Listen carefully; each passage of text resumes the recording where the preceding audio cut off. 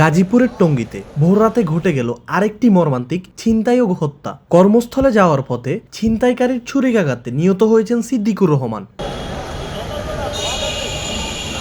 শনিবার ভোরে টঙ্গীর মধুমিতা এলাকা থেকে বাসা ছাড়েন সিদ্দিকুর রহমান। তার কর্মস্থল ছিল ঢাকার কেরানীগঞ্জের একটি বিদ্যুৎ ট্রান্সমিটার কোম্পানি। টঙ্গীর বাটা ফ্যাক্টরি এলাকার ফ্লাইওভারের উপর উঠতেই ছিনতাইকারীরা তাকে লক্ষ্য করে উপর্যুপরি ছুরিকাঘাত করেন। ঘটনাস্থলে মারা যান সিদ্দিকুর।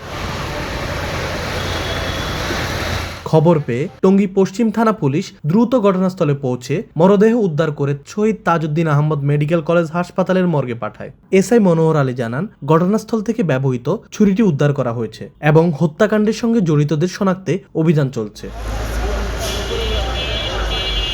টঙ্গী ও আশপাশের এলাকায় বাড়তে থাকা ছিনতাই সংক্রান্ত সহিংসতা স্থানীয়দের মধ্যে নতুন করে আতঙ্ক ছড়িয়েছে। পুলিশ বলছে, সাম্প্রতিক ঘটনাগুলো মাথায় রেখে মেট্রোপলিটন এলাকায় টহল ও নজরদারি আরও জোরদার করা হচ্ছে।